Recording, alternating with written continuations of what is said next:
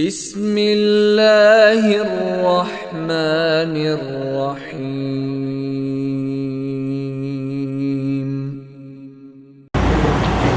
السلام عليكم ورحمة الله وبركاته. الحمد لله نحمده ونستعينه ونستغفره ونعوذ بالله من شرور أنفسنا ومن سيئات أعمالنا من يهده الله فلا مضل له ومن يضلل فلا هادي له أشهد أن لا إله إلا الله وحده لا شريك له وأشهد أن محمدا عبده ورسوله أما بعد. கண்ணியத்திற்குரிய எல்லாம் வல்ல அல்லாஹ்வின் அடியார்களே, ஈமானிய பயிற்றுவித்தல் என்ற தலைப்பிலே ஒரு முஃமினுடைய வாழ்க்கையில்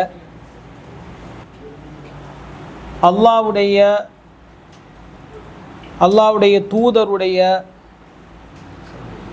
கட்டளைகளை எடுத்து நடப்பது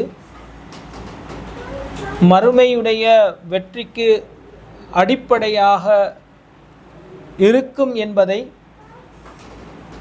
தொடராக நாம் பார்த்து வருகின்றோம். நேற்றைய வகுப்புகளில் தொழுகை ஒரு மூமினுடைய வாழ்க்கையில் எந்த அளவுக்கு அவசியம் என்றும்,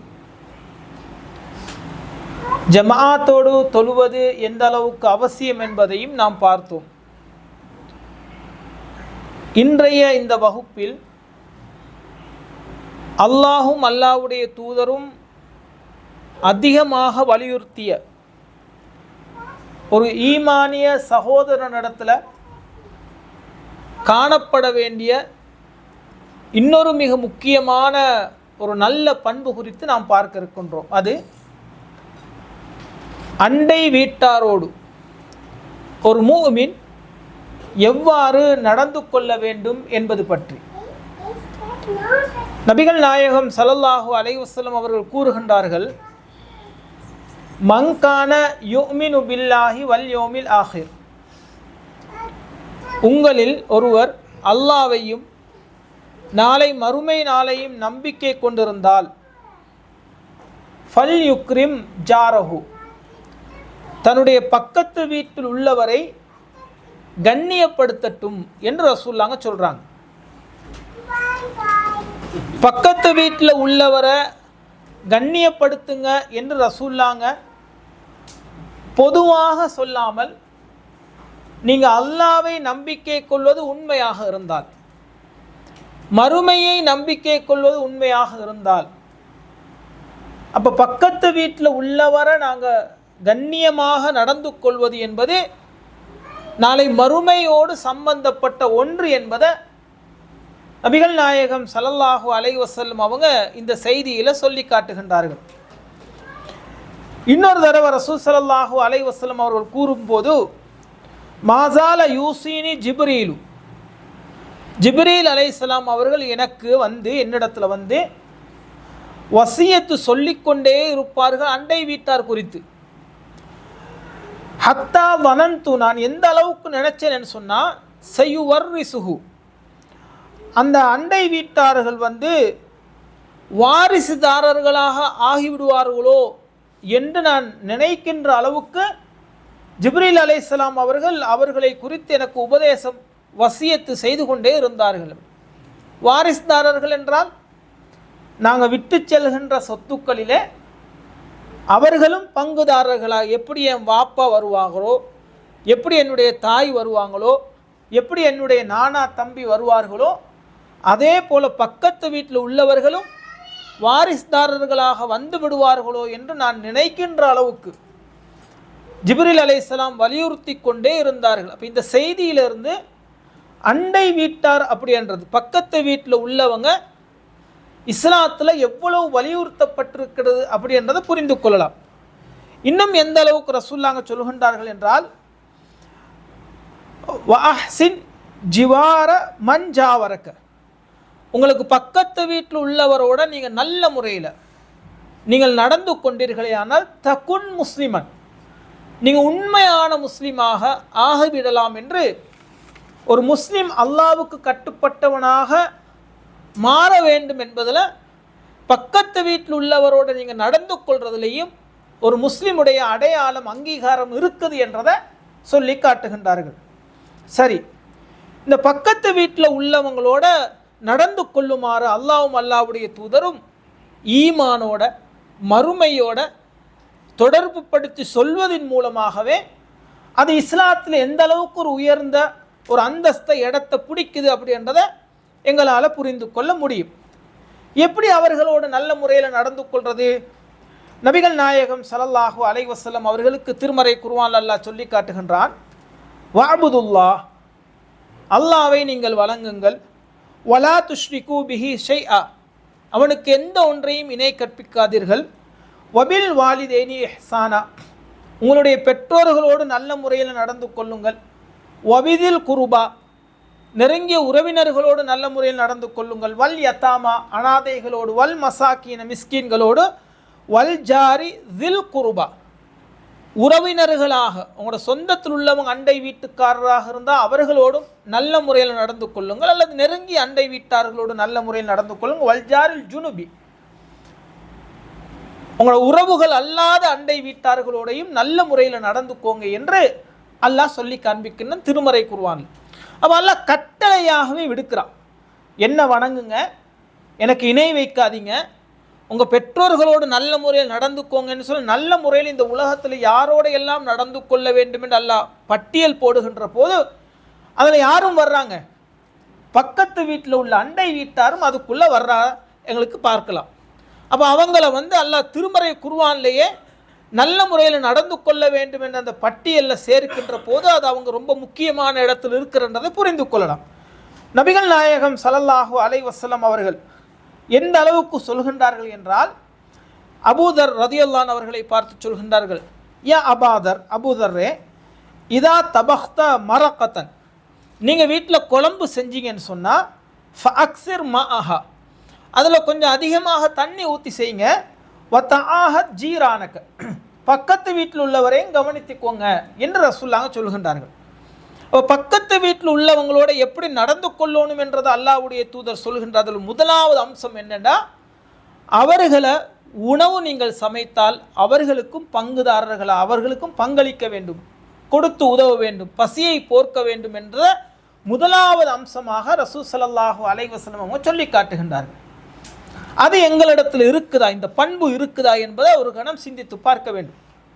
எத்தனையோ அண்டை வீட்டுக்காரர்கள் இருக்கிறாங்க, பசியில் இருக்கக்கூடியவங்க இருக்கிறாங்க, கஷ்டத்தில் இருக்கிற வறுமையில் இருக்கக்கூடியவங்க இருக்கிறாங்க.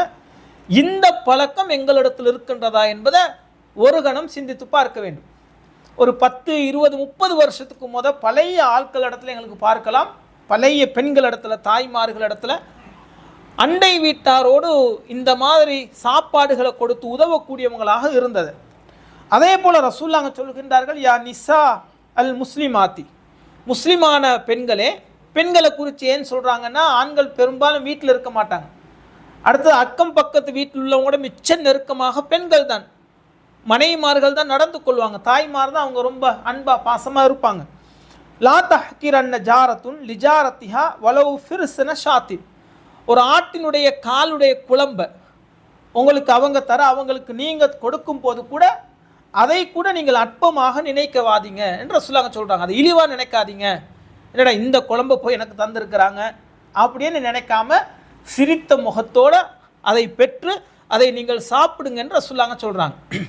சில நேரங்களில் நாங்கள் கூட யோசிப்போம், எங்களுக்கு இது போதுமென்னு நினச்சி நாங்கள் சாப்பிடுவோம், கடைசியில் அப்படியே மிஞ்சிடும், பிள்ளைங்க யாருமே சாப்பிட மாட்டாங்க, அல்ல கணவன் யாருமே சாப்பிட மாட்டாங்க, அல்ல திடீரென எங்களுக்கு இன்னொரு சாப்பாடு வரும், நாங்கள் ஆக்கினது அப்படியே மிஞ்சிடும் சமைச்சது.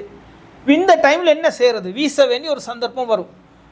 அப்போ பக்கத்து வீட்டில் உள்ளவங்களுக்கு கொண்டு போய் தாராளமாக கொடுக்கலாம். சில பேர் என்ன நினைக்கிறாங்கன்னா, மிஞ்சதை கொடுக்குறோமே இதை அவங்க ஏதாச்சும் நினச்சிடுவாங்களோ அப்படின்னு நாங்கள் நினைப்போம். ஒன்று நாளும் ஒன்றும் நினைக்குமா. எந்த அளவுக்கு ரசூலுல்லாஹ் இன்னொரு செய்தியில் சொல்கிறாங்கன்னா, இப்படி நீங்கள் மிஞ்சதை நீங்கள் பக்கத்து வீட்டில் உள்ளவங்களுக்கு பெண்கள் நீங்கள் கொடுத்தீங்கன்னு சொன்னால் அது சதக்கா தானே, அந்த சதக்காவுடைய நன்மை உங்களோட கணவனுக்கும் போகும். என்ன சம்பாதிச்சு தர்றது அவர் தானே. அப்போ ரசூல் ஸல்லல்லாஹு அலைஹி வஸல்லம் அவர்கள் எந்த அளவுக்கு வலியுறுத்துறாங்கன்னு பாருங்க. அற்பமான ஒன்றை நீங்கள் கொடுக்கறதாக இருந்தாலும் இதை நான் கொடுக்கறதா, அவங்க எடுத்துக்கொள்வாங்களா, என்னைய தப்பாக நினைக்க மாட்டாங்களா, இப்படின்னு நீங்கள் ஒரு நாளுமே அதை நினச்சிடாதீங்க. லா தஹ்கிரன், அற்பமாக இழிவாக நினச்சிடாதீங்க, தாராளமாக அவர்களுக்கு கொடுத்து உதவுங்கள் என்று ரசூலுல்லாஹ் சொல்கிறாங்க. சில நேரங்களில் எங்கள் வீட்டில் வந்து எங்கள் பிள்ளைங்க போட்ட ட்ரெஸ் இருக்கும், மாப்பிள்ளை போட்ட ட்ரெஸ் இருக்கும், மனைவி மகள் போட்ட ட்ரெஸ் இருக்கும். அது ஓரளவு புதுசாக தான் இருக்கும், கிழிஞ்சு எதுவுமே இருக்காது. ஆனால் இதை விட ரொம்ப கஷ்டத்தில் பக்கத்து வீட்டில் உள்ளவங்க ட்ரெஸ் போடுறவங்களாம் இருப்பாங்க. தாராளமாக அவங்களுக்கு கொண்டு போய் கொடுக்கலாம், அவங்க எதுவுமே நினைக்க மாட்டாங்க. ஆனால் சமகாலத்தில் ஏழையாக இருந்தாலும் ரொம்ப வசதியோடு வாழணும்னு நினைக்கிறவங்க தான் பலரும் இன்றைக்கி இருக்கிறாங்க. எங்களை விட அவங்க ஏழையாக இருந்து இதை விட சூப்பராக நல்ல ட்ரெஸ் போடுறவங்களாக இருக்கலாம். அப்படி இருந்தால் வேறு யாரும் சரி கஷ்டத்தில் வறுமையில் இருக்கிறவங்களும் கொடுக்கலாம். வீசுறதுக்கு பதிலாக, வீண் விரயமாக போகிறதுக்கு பதிலாக இப்படி கொடுத்தா உங்களுக்கு நன்மையாக சதக்காவாக மாறிவிடும். இன்னும் ரசூல் ஸல்லல்லாஹு அலைஹி வஸல்லம் அவங்கக்கிட்ட வந்து ஒரு பெண்மணி கேட்குறாங்க, ஒருத்தர் வந்து கேட்குறாங்க, யார் ரசூலல்லாஹ் இன்னலி ஜாரைடி, நான் வந்து ஒரு ஹதியா ஒரு அன்பளிப்பு கொடுக்கணும்னு நினைக்கிறேன். ஆனால் 2 பக்கத்து வீட்டில் உள்ளவங்க இருக்கிறாங்க, ஒரு ஹதியா தான் இருக்குது. ஆனால் வலது பக்கமும் இருக்கிறாங்க, இடது பக்கமும் இருக்கிறாங்க, அல்லது வலது பக்கமே 2 வீடு இருக்குது.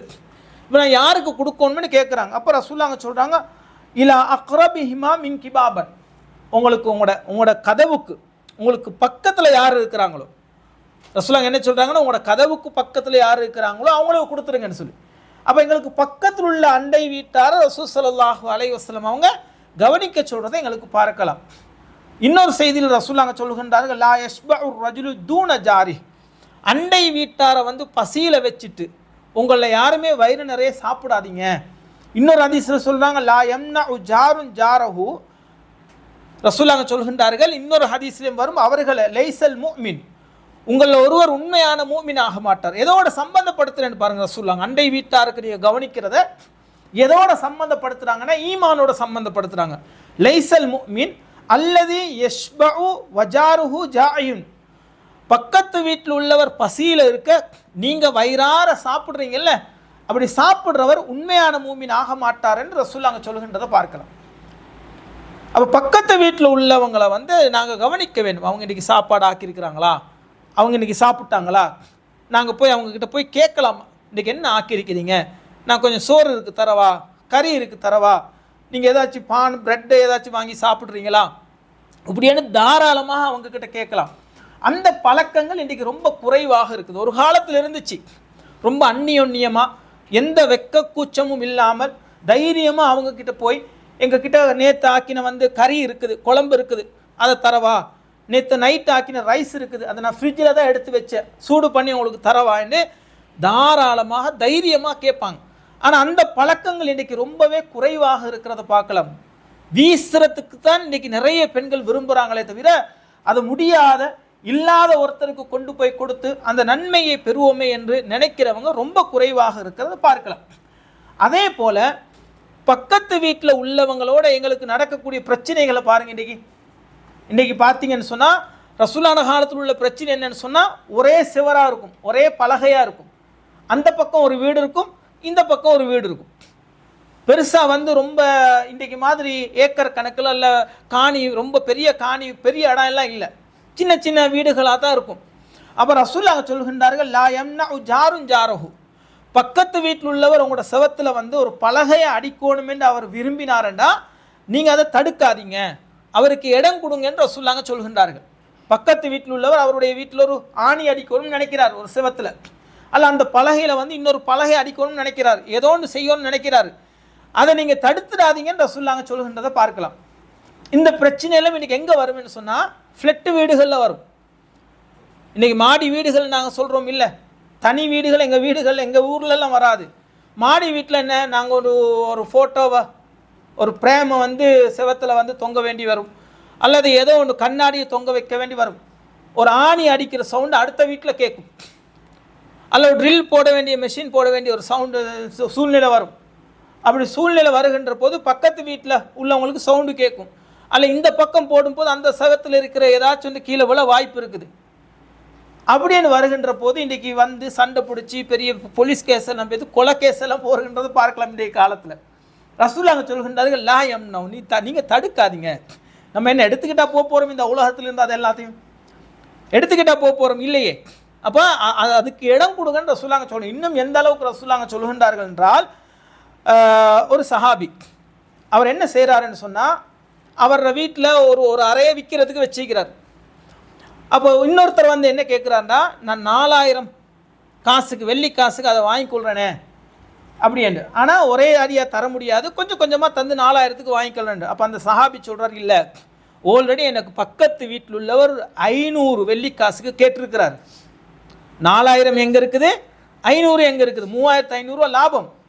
4500க்கு கேட்டிருக்கிறார். ரசூல் ஸல்லல்லாஹு அலைஹி வஸல்லம் அவங்க சொல்லியிருக்கிறாங்க, உங்களோட பக்கத்து வீட்டில் உள்ளவர் உங்கள்கிட்ட கேட்டாருன்னு சொன்னால் நீங்கள் அவரை முற்படுத்துங்க, அவருக்கு கொடுங்க அப்படின்னு. எனவே நான் அவருக்கு தான் கொடுப்பேன், உங்களுக்கு தரமாட்டேன்னு சொல்லி அந்த சஹாபி அல்லாஹ்வுடைய தூதருடைய கூற்றை கட்டுப்படுத்தி அதற்கு தன்னை விருப்பப்படுத்தி அந்த இடத்த வந்து அந்த 500க்கு விற்கிறத பார்க்கலாம்.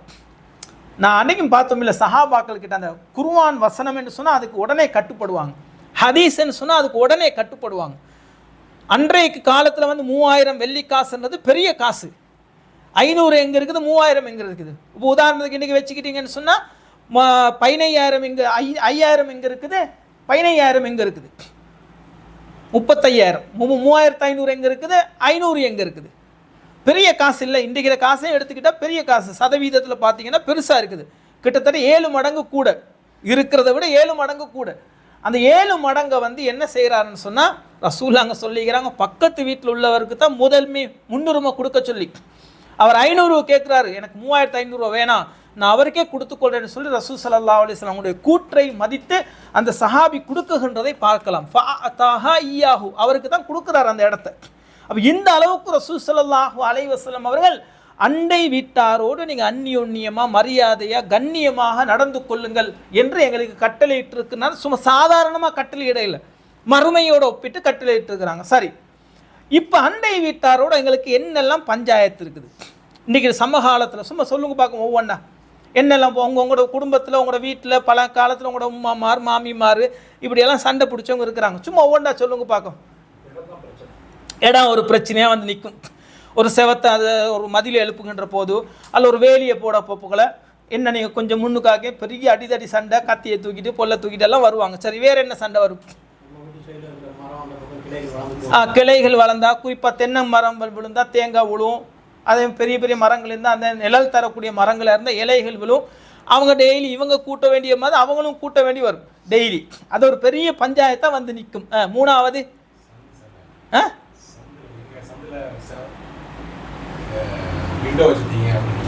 எங்கட ஆமாம், எங்கட இந்த பக்கமாக நீங்கள் என்ன செய்யுங்க, கண்ணாடியை வச்சுட்டீங்க. வேற என்ன சண்டை வரும்? சும்மா சொல்லுங்களேன்.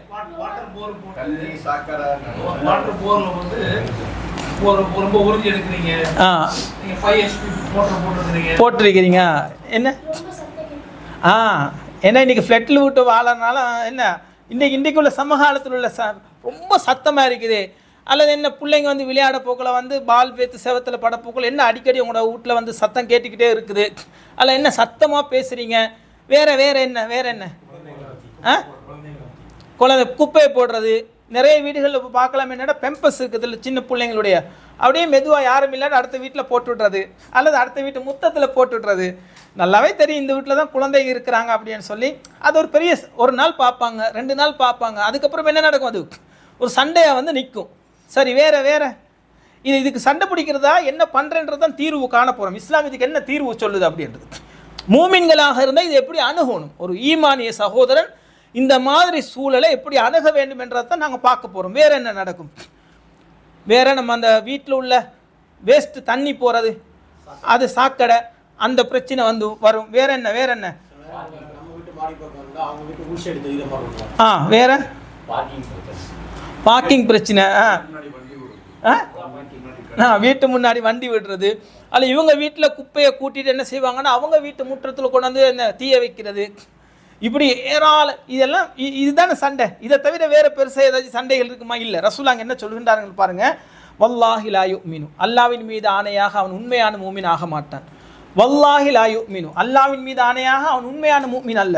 வல்லாஹி லா யுமினு, அல்லாஹ்வின் மீது ஆணையாக அவன் உண்மையான முஃமின் அல்ல. எத்தனை தடவை சொல்றாங்க? 3 தடவை சொல்றாங்க. கீழ வமன் யா ரசூலல்லாஹ், அல்லாஹ்வுடைய தூதரே நீங்க இப்படி ரொம்ப அழுத்தி சொல்றீங்களே, யாரை பத்தி சொல்றீங்கன்னு கேட்குறாங்க. அப்போ ரசூலுல்லாஹ் சொல்லுவாங்க, அல்லதி லா யஅமுனு ஜாருஹு பவாயகஹு, எவன் தன்னுடைய அண்டை வீட்டுக்காரனுக்கு பாதுகாப்பு என்ற உணர்வை கொடுக்கவில்லையோ அவன் உண்மையான மூமின் அல்ல.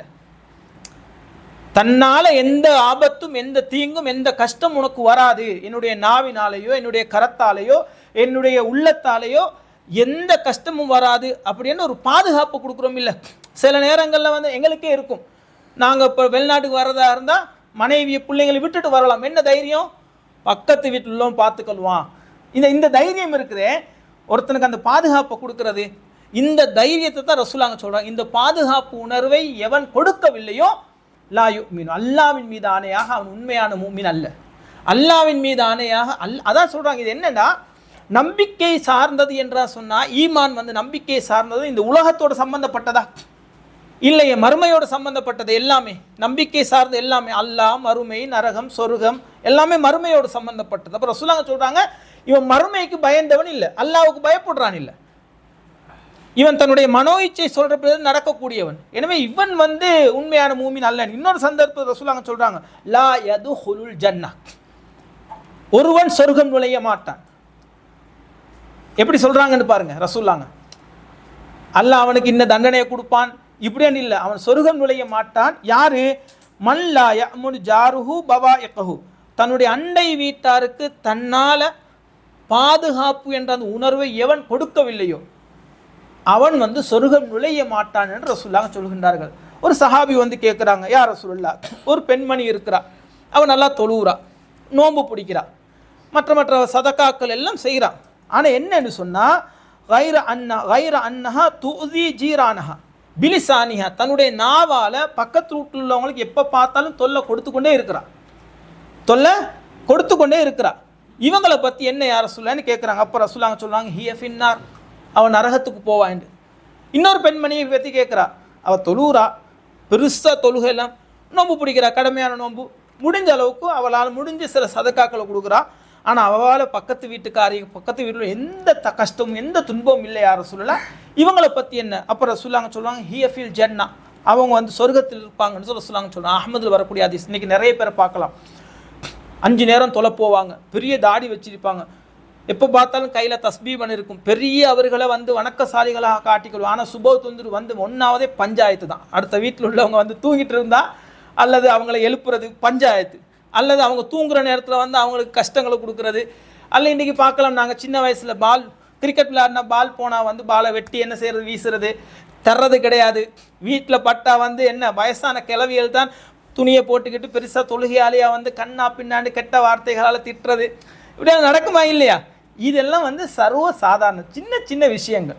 அப்போ என்ன புரிஞ்சுக்கொள்ளணும் வேண்டாம், அவங்களுக்கு பிள்ளைங்க இருந்தால் அது புரிஞ்சுக்கொள்வாங்க, அவங்களோட பிள்ளைங்கள் என்று வரப்போகல அதுக்கப்புறம் சரியாகிடும். ஆனால் அவங்கக்கிட்ட பிள்ளைங்க இல்லை என்று வரப்போகல இந்த மாதிரி நிறைய சிக்கல்கள் வர்றதை பார்ப்போம். சமூகத்தோடு நாங்கள் அந்நியமாக ஒட்டி வாழுகின்ற போது இதெல்லாம் வளமையாக சகஜமாக நடக்கக்கூடிய ஒன்று என்றது இஸ்லாம் சொல்லுது.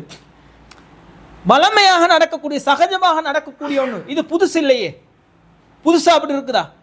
அப்போ மனுஷன் இப்படி எதிர்பார்க்குறான், இல்லை எனக்கு இவன் வேணாம், எனக்கு ஆடு மாடுகள் வேணாம், மனுஷன் வேணாம், குழந்தைகள் வேணாம், என்னை நிம்மதியாக விடு, நான் தூங்கணும், என் வீட்டில் டிவி பார்க்கணும், என் வீட்டில் என் பொண்டாட்டியோட எந்த சத்தமும் இல்லாமல் தூங்கணும். நீ பாலைவனத்தில் போய் தான் வாழணும், அல்ல காட்டில் போய் தான் வாழணும். காட்டிலையும் வாழை இல்லை, அங்கேயும் மிருகங்கள் இருக்கும், அப்படி தானே?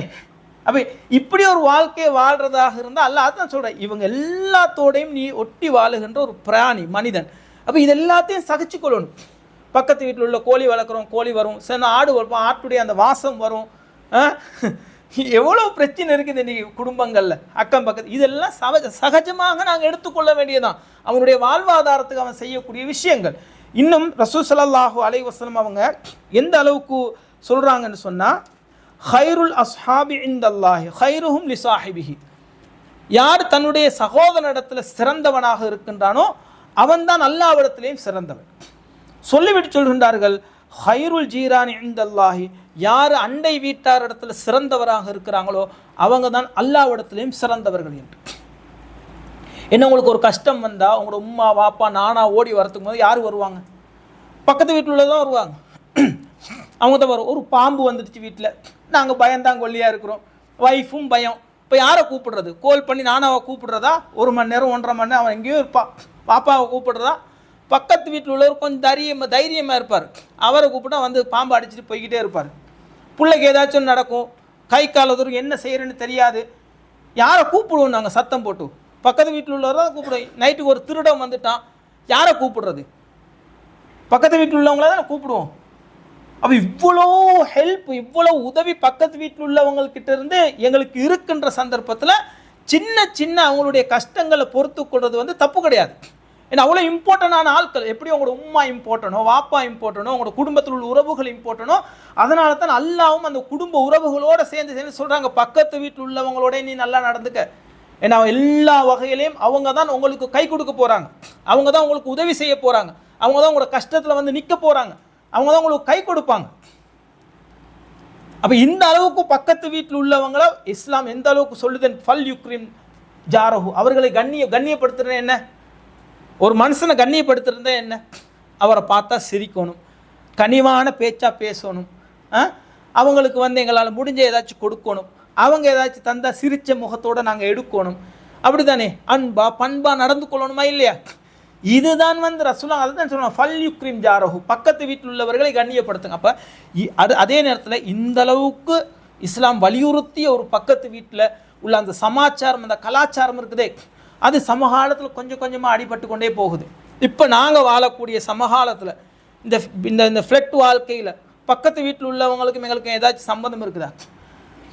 அங்கே எத்தனை ஆம்பளை இருக்கிறாங்க, எத்தனை பெண்கள் இருக்கிறாங்க, எத்தனை பிள்ளைங்க இருக்கிறாங்க, ஒன்றுமே தெரியும். நாங்கள் என்ன பார்ப்போம், ஏடா யாரோ நாங்கள் வேலைக்கு போல் ஒருத்தி வெளியே போவான், வேலை விட்டு வர போல் வருவாங்க, ஞாயிற்றுக்கிழமை ஆனால் 2 பேர் போகிறாங்க, பிள்ளைங்க இருக்கிறாங்களா அது கூட எங்களுக்கு தெரியாது, எதுவுமே தெரியாது.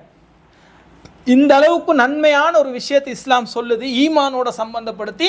ஆனால் இன்றைக்கி பக்கத்து வீட்டில் உள்ளவங்களோட அது எந்த உறவும் இல்லாத ஒரு கலாச்சாரத்துக்கு நாங்கள் மாறிக்கொண்டிருக்கின்றோம். இது பெரிய ஆபத்து, இது பெரிய ஆபத்து. இஸ்லாம் இப்படி ஒரு வாழ்க்கையை சொல்லலை. முடிஞ்ச அளவுக்கு பக்கத்து வீட்டில் நல்லவங்களோட நாங்கள் சேர்ந்து வாழக்கூடியவங்களாக, ஃப்ளட் லைஃப்லேயாக இருந்தாலும் அவங்கள கண்டா கொஞ்சம் சிரிக்கிறது, அவங்களோட பேசுகிறது, அவங்களுக்கு கொஞ்சம் சாப்பாடுகள் ஆக்கின கொஞ்சம் ஒத்தாசையாக அவங்களுக்கு கொண்டு போய் கொடுக்கறது, அந்யோன்யமாக இருந்தால் எங்களோட கஷ்டமோ நஷ்டமோ லாபமோ அவங்களோட நஷ்டமோ கஷ்டமோ எங்களுக்கு பங்கெடுத்து கொள்ளக்கூடியவர்களாக இருக்கலாம். இன்னும் எந்த அளவுக்குண்டா பக்கத்து வீட்டில் உள்ளவங்களோட நாங்கள் செய்யக்கூடாத சில விஷயங்கள் இருக்குது. அவங்கள பற்றி புறம் பேசுறது அல்லது அவங்கள பற்றி அவதூறு சொல்கிறது எங்களுக்கு பிடிக்காதவங்களாக இருந்தால், ஏதாவது சண்டேன்னா ஒன்றாவது ஜன்னலை திறந்து பார்க்குறது என்ன நடக்குது அப்படின்னு போய் அதை விளக்குறதுலாம் இல்லை. போய் அதுக்கப்புறம் மாப்பிள்ளை என்ன மாதிரி வார்த்தைகளை யூஸ் பண்ணுறது, மனைவி என்ன மாதிரி வார்த்தையை யூஸ் பண்ணுறது, எந்த பிள்ளைக்கு அடிக்கிறாங்க, எதுக்கு அடிக்கிறாங்க, அதுக்கப்புறம் வந்து இந்த பக்கம் நடக்குதா வலது பக்கம் நடக்கும் அந்த பிரச்சனை, இடது பக்கம் உள்ளவங்களோட என்ன அங்கே ஒரு சத்தமாக இருந்துச்சு, இப்படி தானே அவங்க இடது பக்கத்தோட பேசுறது, இடது பக்கத்தில் நடந்தால் வலது பக்கத்தில் உள்ளவங்களோட பேசுறது, இது இருக்குதா இல்லையா? இதுகளை நாங்கள் தவிர்த்து கொள்ளணும். குறிப்பாக பெண்கள் இதுகளை நாங்கள் தவிர்த்து கொள்ளணும். ஏன்னா இது அழகு இல்லை. நாளைக்கு எங்கட வீட்டில் நடக்கிறதையும் அவங்க பேசிக்கொள்வாங்க. நாளைக்கு எங்கட வீட்டில் அப்போ எங்களுக்கு சூடாகும், என்னடா எங்களை பற்றி பேசிக்கொள்கிறாங்க, எங்களை பற்றி அவதூறு சொல்கிறாங்க, எங்களோட வீட்டில் நடந்த ஒன்றை எப்படி எங்களோட நானாக்கு தெரியும், எங்களோட உம்மைக்கு எப்படி தெரியும், இவங்க போய் சொல்ல போய்த்தானே தெரியும், இப்படி என்ன அதுக்கப்புறம் பெரிய பஞ்சாயத்தாக வந்து நிற்கும். அதுக்கப்புறம் முகம் பார்க்காம பேசாமல் அதுக்கப்புறம் தான் பிளவுகளும் பிரிவுகளும் வரும். எனவே முடிஞ்ச அளவுக்கு பக்கத்து வீட்டில் உள்ளவங்களை சந்தித்தோமா, கொடுக்கறத எடுத்தோமா, அவங்களோட அந்நியமாக பழகினோமா, நல்ல கண்ணியமான வார்த்தைகளை பேசினோமா, அதோடு நாங்கள் நிறுத்திக்கொள்ளணும். அந்த வீடுன்னு சொன்னால் குடும்பம்னு சொன்னால் சண்டை வரதான் செய்யும், பிரச்சனை வரதான் செய்யும், சத்தங்கள் கூட செய்யதான் வரதான் செய்யும். அது வந்து சகஜமே, எங்களோட வீட்டில் நடக்கும். எனவே அதுகளை நாங்கள் ஒரு குறையாக எடுத்துக்கிட்டு அவங்கள வந்து தாழ்த்துவதற்காக, அவங்கள வந்து மட்டம் தட்டுவதற்காக அடுத்தவங்களிடத்துல போய் அவர்களை பற்றி நாங்கள் ஒருபோதும் பேசக்கூடாது. இன்னும் சொல்ல போனால் ரசூல் ஸல்லல்லாஹு அலைஹி வஸல்லம் அவங்க சொல்கின்றார்கள், நாளை மறுமையில் பக்கத்து வீட்டில் உள்ளவங்க அல்லாஹ் கிட்ட முறையிடுவானாம், யா அல்லாஹ் பக்கத்து வீட்லேயும் இவன் இருந்தான், ஆனால் வந்து எப்பவும் கதவை மூடிக்கிட்டே தான் இருந்தான், என்னை வீட்டுக்குள்ளே விடவும் இல்லை, அவன் வீட்டிலேருந்து எனக்கு எதுவுமே தரவும் இல்லை, அதே போல் அவன் வீட்டில் ஃபமனா மஅரூஃபஹு நல்லது எனக்கு சதக்காவாக தர்மமாக அவன் எனக்கு தரவே இல்லையா அல்லாஹ். அதானே இன்றைக்கி நடக்குது. இன்றைக்கி நாங்கள் எங்கள்ட இந்த லைஃப்பில் என்ன நடக்குதோ நாளைக்கு அல்லாஹ்வுடைய தூதர் சொல்கின்றார், அவர்கள் அங்கே போய் கம்ப்ளைண்ட் பண்ணுவாங்களாம், யா அல்லாஹ் இவன் வீட்டை பூட்டியே வச்சா எப்போ பார்த்தாலும், எதுவுமே எனக்கு தரவும் இல்லை, என்ன உள்ள விடவும் இல்லை அப்படின்னு சொல்லி. எனவே ரொம்ப கவனம், நாங்கள் அண்டை வீட்டாரோடு மிச்சம் கவனமாக பழகணும். இன்னும் ரசூலுல்லாஹ் கிட்ட ஒரு சஹாபி வந்து கேட்குறாங்க, யார் ரசூலுல்லாஹ் ஐயு தன்பி ஆதம் இந்தல்லா, அல்லாஹ்விடத்தில் பெரிய பாவம் என்னன்னு கேட்குறாங்க. பெரிய பாவம் என்னன்னு அப்போ ரசூலுல்லாஹ் சொல்லுகின்றார்கள், அன் தஜஅலில்லாஹி நித்தன், அல்லாஹ் உங்களை படைச்சிருக்க அவனுக்கு நீங்கள் ஒரு இணை வைப்பாளரை கொண்டு வந்து நிறுத்துறீங்களே அவனுடைய இடத்துக்கு, அதான் பெரிய பாவம் என்ன. அதுக்கப்புறம் ரசூலுல்லாஹ் சும்மாயி, அதுக்கு அடுத்து என்ன, அதுக்கு அடுத்து கேட்க ரசூலுல்லாஹ் சொல்கின்றார்கள், அன் துசானி ஹலீலத ஜாரிக், பக்கத்து வீட்டில் உள்ள பெண்ணோடு நீங்கள் விபச்சாரம் செய்கிறது பெரிய பாவம் என்று ரசூலுல்லாஹ் சொல்கின்றார்கள். ஏன்னா எங்களை நம்பி தான் அங்கே இருக்கிறா ஒரு பெண்ணோ ஒரு மகளோ, எங்களை நம்பி இருக்கின்ற போது அது பெரிய ஒரு துரோகமாக மாறுதா இல்லையா? பெரும் பாவங்கள் லிஸ்ட்டில் ரசூலுல்லாஹ் இதை கொண்டு வர்றாங்க. அல்லாஹ்வுக்கு இணை வைக்கிறது, அதுக்கப்புறம் பெற்றோர்கள் நோவினை செய்கிறது, அதுக்கப்புறம் ரசூலுல்லாஹ் சொல்கின்றார்கள் பக்கத்து வீட்டில் உள்ள பெண்ணை வந்து நீங்கள் விபச்சாரம் அவர்களோட கள்ள தொடர்பு வைக்கிறது இருக்குது இல்லை, அது பாவங்களில் பெரிய. இன்னொரு ஹதீஸில் எப்படி வரும்னா, நீங்கள் வெளியில் ஒரு 10 பெண்களோட விபச்சாரத்தில் ஈடுபடுறதை விட பக்கத்து வீட்டில் உள்ள ஒரு பெண்ணோட விபச்சாரத்தில் ஈடுபடுறது பெரிய பாவம் என்று ரசூலுல்லாஹ் சொல்கின்றார்கள். வெளியில் ஒரு 10 பெண்ணோட நீங்கள் வந்து கள்ள தொடர்பு வைக்கிறதை விட இவளோட கள்ள தொடர்பு வைக்கிறது பெரிய பாவம் என்று ரசூலுல்லாஹ் சொல்கிறாங்க. ஏன் சொல்கின்றார்கள் என்றால், நம்பிக்கை துரோகம். உங்களை வந்து அவங்களோட வீட்டுக்கு அனுமதித்தது வந்து நீங்கள் நல்ல ஒருத்தர் என்றனால, நல்ல பண்பாக பழகுறீங்கன்றனால, அதே போல் அவங்களும் உங்களோட வீட்டுக்கு வர்றது நீங்கள் நல்ல முறையில் நடந்து கொள்றீங்கன்றதுனால, அந்த பெண்ணையும் அவங்க வீட்டில் உள்ள மகளையாக இருந்தாலும் நல்ல முறையில் நடந்து. அப்போ இன்றைக்கு வந்து இது ஒரு பெரிய சிக்கலாக மாறி இருக்கின்றது பார்க்கலாம். இன்றைக்கி சமூகத்தில் வந்து நாங்கள் பக்கத்து வீட்டில் உள்ளவங்களை நம்ப இயலாத ஒரு சூழ்நிலை வந்து இது ஒரு காரணமாக இன்றைக்கி மாறி இருக்கிறது பார்க்கலாம். எங்கடா மாப்பிள்ளை இல்லாத நேரத்தில் அவள் வந்து கரெக்ட் பண்ணுறது, அல்ல அவையை வந்து அடைகிறது, அல்ல அந்த பெண்ணை வந்து லவ் பண்ணுறது, காதலிக்கிறது, இப்படின்னு பல சமூக ரீதியான கலாச்சார சீர்கேடுகளை இன்றைக்கி சமூகத்தில் பார்க்கலாம். இஸ்லாம் பெரிய பாவம் என்று சொன்ன ஒரு விஷயம் நாங்கள் சர்வசாதாரணமாக இன்றைக்கி செஞ்சுக்கிட்டு இருக்கிறோம். முஸ்லீம் கிராமங்கள், எங்களோட ஊர்கள், எங்களோட நாடுகள் எல்லாம் பார்க்கலாம். ஆனால் வந்து முழுசாக வந்து இஸ்லாம் பாவம் என்று சொன்ன விஷயம். இதுக்கு பெண்களும் வந்து ஒத்தாசையாக இருக்கிறாங்க. நாங்கள் கேள்விப்படுறோம், பத்திரிகைகளில் படிக்கிறோம், அப்படி தானே? அதாவது இன்றைக்கி நிறைய சிறுவர் துஷ்பிரயோகம் எல்லாம் நடக்குது. புறத்தியிலேருந்து வெளியூர்லேருந்து வந்த ஒருத்தன் இல்லை, அந்த பிள்ளைக்கு ரொம்ப நல்ல நெருக்கமான நல்ல நெருங்கி பழகக்கூடிய ஒருத்தன் தான். யார் என்று தேடி பார்த்தா வந்து ஒன்று வீட்டில் குடும்பத்தில் உள்ள ஒருத்தனாக இருப்பான், இல்லை பக்கத்து வீட்டில் உள்ளவனாக இருப்பான். பக்கத்து வீட்டில் உள்ள வாப்பட கூட்டாளி தெரிஞ்சவங்களாக இருப்பாங்க. இப்படி இன்றைக்கி எக்கச்சக்கமாக நடக்குது. நிறைய குழந்தைகளை கற்பழித்து கொண்டு போட்ட செய்தியெல்லாம் நாங்கள் இலங்கை நாடுகளில் நாங்கள் பார்க்குறோம். இதெல்லாம் எதில் நடக்குதுன்னு சொன்னால், நம்பிக்கை துரோகம். நம்பி அவங்கள வீட்டுக்குள்ளே விட்டா, அல்ல நம்பி அவங்களோட பழகினா, நம்பி அவங்கள நம்பினா, அதனால் அதற்கு வந்த விளைவு தான் இந்த மாதிரியான. அப்போ இஸ்லாம் இதை பெரும் பாவம் என்று சொல்லுது. சாதாரண பாவம் என்று சாதாரணமாக விட்டால் கூட இன்றைக்கி நாங்கள் சர்வசாதாரணமாக செஞ்சுக்கிட்டு இருக்கிறோம். பெரும் பாவம் என்று வருகின்ற போது அது செய்வோம். நம்ம ஒரு மூமின் செய்யக்கூடாதுன்னு இஸ்லாம் சொல்லுது. அல்லாவை நம்பிக்கை கொண்டவன், அல்லாவுடைய தூதரை நம்பிக்கை கொண்டவன், மறுமையை நம்பிக்கை கொண்டவன், இதை நம்ம செய்யக்கூடாது என்று ரசூல் ஸல்லல்லாஹு அலைஹி வஸல்லம் அவங்க வலியுறுத்துறாங்க. பெரும் பாவங்களில் கொண்டு வர்றாங்க. எவனாவது செஞ்சுட்டு போட்டும், மறுமை நம்பிக்கை இல்லாதவன் நீங்கள் செய்யக்கூடாது. எனவே மறுமையோடு ரசூல் ஸல்லல்லாஹு அலைஹி வஸல்லம் அவர்கள் பக்கத்து வீட்டில் உள்ள பெண்களோடு தொடர்பு வைத்துக் கொள்வதை சொல்கின்றதை எங்களுக்கு பார்க்கலாம். எனவே பக்கத்து வீட்டு அண்டை வீட்டார் குறித்து அல்லாஹ் எப்படி சொல்லுகின்றான் என்று பாருங்கள். அல்லாஹ்வுடைய தூதர் எந்த அளவுக்கு சொல்லியிருக்கின்றார்கள் பாருங்கள். அவன் உண்மையான மூமின் ஆக மாட்டான், உண்மையான மூமின் ஆக மாட்டான் என்று சொல்கின்றார்கள். நாங்கள் அதை தான் இந்த தலைப்பிலே பார்த்தோம். தலைப்பை என்ன? ஈமானிய பயிற்றுவித்தல். ஈமானிய பயிற்றுவித்தல்னா எங்களோட லைஃப்பில் அந்த ஈமான் குறித்த செய்திகளை கொண்டு வர்றது.